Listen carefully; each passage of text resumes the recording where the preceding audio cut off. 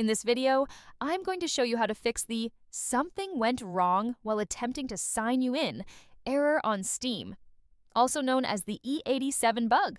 So the first thing we want to do is locate Steam. If you don't have it on your desktop, just type Steam into the search bar down here in the taskbar. Once it shows up, right-click it and hit Open File Location. Now right-click on the Steam executable, click Properties, and find the target field. Go ahead and copy that entire path. You can use Ctrl+C or just right-click and copy. Next, open Run. Just search for it down here in the taskbar, and paste that path in. Then add a space and type Repair at the end. Hit OK, and Steam is going to open up in repair mode, which should fix the issue right away. Now, if you don't want to do this every single time, there's a quick shortcut. Just go back into that Properties menu, add Repair to the end of the target field, hit Apply, and OK.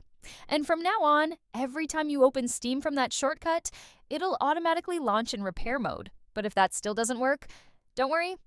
There's one more thing we can try. Head over to Settings, go to Apps, find Steam in the list, and uninstall it. Then just reinstall it fresh from the Steam website, and that should do the trick. All right, I really hope this helped you out. If it did, make sure to drop a like and hit that subscribe button. It genuinely means a lot. Thanks so much for watching, and I'll see you in the next one.